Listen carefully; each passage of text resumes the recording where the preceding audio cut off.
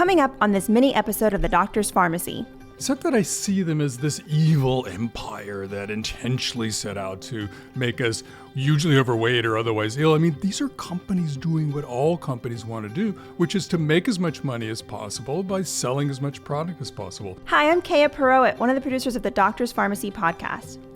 It is known that many in the food industry deliberately create addictive products. They approach food as engineering products with the end goal of creating what they call heavy users.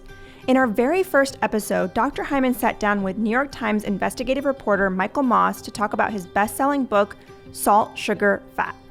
As the title insinuates, these three ingredients are the trillion-dollar food industry's secret weapon in creating addictive products. One of the greatest stories in your book was about cheese. Yes. So we were like, everybody get off fat, low saturated fat. So the government's pushing this message out there at the same time that they're aggressively promoting the overuse of cheese, because when you take the fat out of dairy, yes, you're left with some fat to do something with, and you turn it into cheese. And yet, so they're pushing it on the one hand, it's just a complete contradictory mess. If only cows had made non-fat milk, which they didn't. So the fat from the milk was a commodity. They weren't about to throw it away, and they could only slough so much of it off on other countries in the world. So they made cheese and turned cheese from this kind of delightful, tasty treat, in and of itself, or cheese sandwiches, into an ingredient to kind of increase the mouthfeel. And so suddenly you saw processed cheese made overnight in their factories going into everything in the grocery store, seemingly, as a way. And if I did the rough math, and basically all of the fat that people took out of their diet from drinking low or non-fat milk snuck back in as a result of these government overseen programs to increase the consumption of processed cheese as a way of helping the dairy industry. And they're in cahoots with the dairy industry. So the National Dairy Promotion Research Board works with the Dairy Council. So the government works with the Dairy Council to promote it. They had these Got Milk ads, which actually had to be taken off the air because they were not based in science, and they're making health claims that the FTC said were illegal. So this is really where the government gets its hands dirty in a way that is really in bed with industry. With maybe in some sense sort of a noble thought in the beginning. Look, it's hard not to be empathetic with dairy farmers, but the fact was they were overproducing, and instead of taking that overproduction and like throwing it away or something, in fact, what they were doing was storing all that cheese in caves, and realized the cheese was going moldy, and they had to start like pumping it out into school food programs or et cetera. That's what they did. That was their solution, was to promote more consumption. And often it wasn't great cheese, right? It was processed cheese. In fact, I love the story about Kraft. We call it American cheese, but it's actually not allowed to be called cheese. Yes. Because it's not 51% cheese. Yeah. It's called Kraft slices. Right. Well, there's all kinds of euphemisms that they have to use because of the standards and some of the What is the other 49% out of 50%?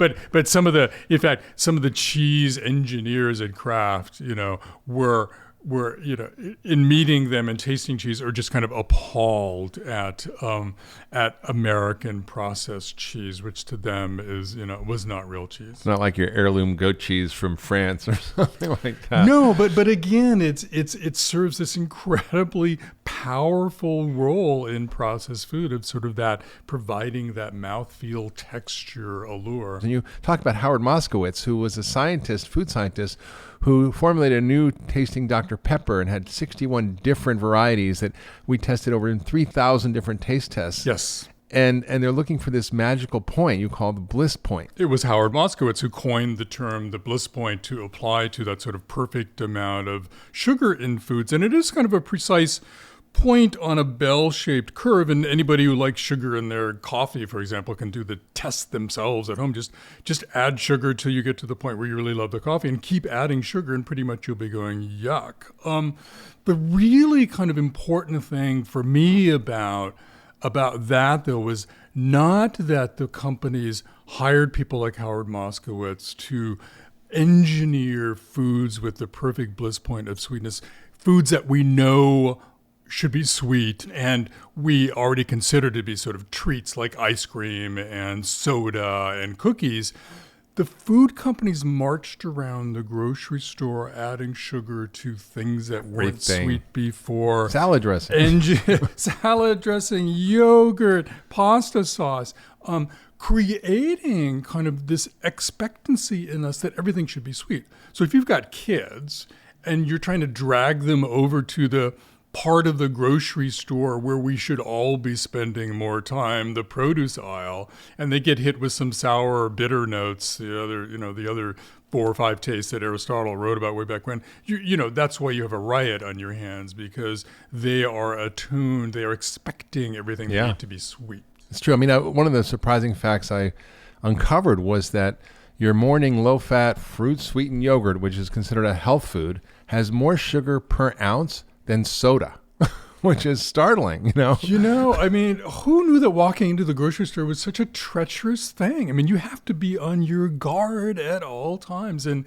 they will look. These are companies. I mean, and I always like to sort of make that point. It's not that I see them as this evil empire that intentionally set out to make us usually overweight or otherwise ill. I mean, these are companies doing what all companies want to do, which is to make as much money as possible by selling as much product as possible. Unfortunately, the business of big food has come at the expense of our public health.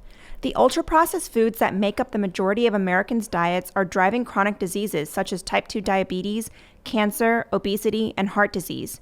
It is also driving a massive economic burden on our families and our society at large. Dr. Hyman recently spoke with the Dean of Tufts Medical School, Dr. Dariush Mozaffarian, about this and what we can do about it.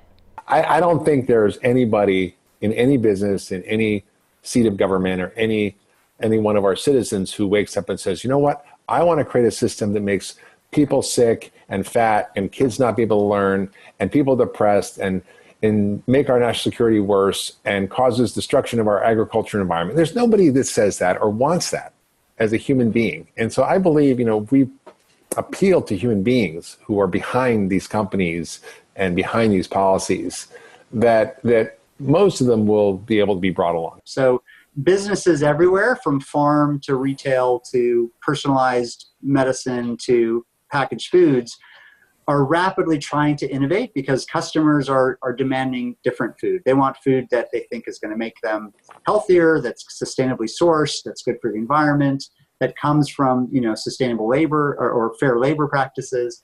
And so companies are scrambling to figure this out.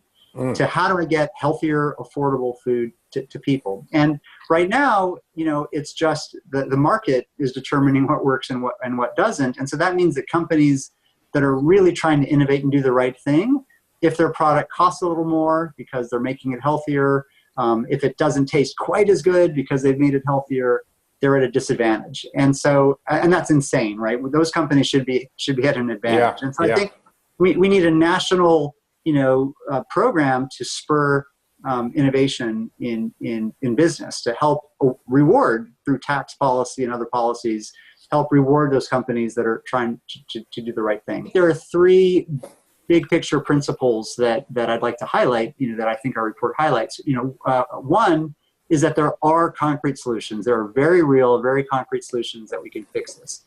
2, many of these are win-win. So this is not like tobacco where we're just trying to get rid of an entire industry. We want to help the food industry, from farmers to manufacturers to restaurants to producers to retailers. We want to help them get healthier, more sustainable, more affordable food to people. So it can be win-win. And 3, this can happen quickly. After September 11th, there was, which was a devastating crisis to our country. There was recognition that all of the national intelligence agencies did amazing work separately, but that it wasn't coordinated. And so, the FBI and the CIA and all these other groups weren't talking to each other. And that was limiting our ability to respond quickly and effectively to intelligence and crises. So the Office of the Director of National Intelligence was created, the ODNI, which is a cabinet-level office, reports to the Office of the President, and coordinates all of our national intelligence and brings that coordinated single message and information to the President, to Congress, to the heads of agencies, and creates coordinated actions. So we have to stop trying to put our fingers in the dike one at a time and try to fix these things one at a time, and say we have a systems problem Yeah. And it's not rocket science. No. It's not brain surgery. It's pretty basic stuff that we can do, and it's win-win. Yeah. It's win-win for industry. It's win-win for farmers. It's win-win for pretty much everybody. So I think the time has come, and let's walk through that door. So I've asked you all the easy questions. I want to ask you a hard question. You say it's win-win, but what are the obstacles other than lack of education awareness to actually make this happen? Who are the people or the organizations or companies that are going to be resisting the change? Because I think there will be. And how do we work around that? How do we work around that? I think it depends on the approach, right? If the approach is only punitive, if the approach is, which some countries are doing, like Chile, Mexico, some of these new food system programs, they say, look, we think there's too much salt and sugar and saturated fat in the food supply, and so we're going to penalize companies through warning labels or other things if they have those, and we're going to restrict marketing, and that's it. If that's the only approach, food industry is going to be kind of annoyed. They're going to say, all you're doing is hitting us for the negatives in our products. What if we have a fermented product? What if we add fruits in a product? What if we increase whole grains? What if we try to have more healthy oils? You're not giving us any credit for that. So I think that if you take a punitive approach, there's going to be some big time opposition from publicly traded companies that have shareholders, that they're beholden to, and financial responsibilities. I think if you take a win-win approach, that look, we're going to use sticks and carrots. We're going to help companies that are doing the right thing. We're going to help you shift your portfolio. We're going to reward farms that are doing the right thing. Of course, there's some products that are going to be losers, right? So some, single products may not be around that much longer, or they may not be sold that much, or they may cost more. But, food companies are diverse and they can sell lots of things. Restaurants are diverse and can sell lots of things. Farmers can, over time, grow lots of things.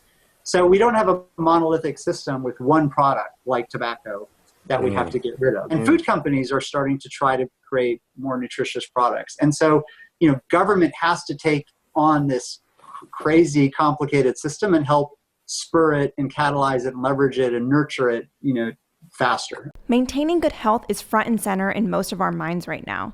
And fixing our broken food system is among the most important issue of our time. Understanding the problems and challenges we face sets the foundation for the solutions. These solutions come in the forms of making changes to our own diet, as well as shifting policy and business to create a healthy, sustainable, just world. If you'd like to learn more about fixing our broken food system, I'd encourage you to check out Dr. Hyman's most recent book, Food Fix. If you'd like to learn more about the topics covered in this episode, please check out Dr. Hyman's full-length conversations with Michael Moss and Dr. Dariush Mozaffarian. And if you enjoyed this episode, please consider sharing it with a friend or leaving us a comment below. We'd love to hear from you. Thanks for tuning in.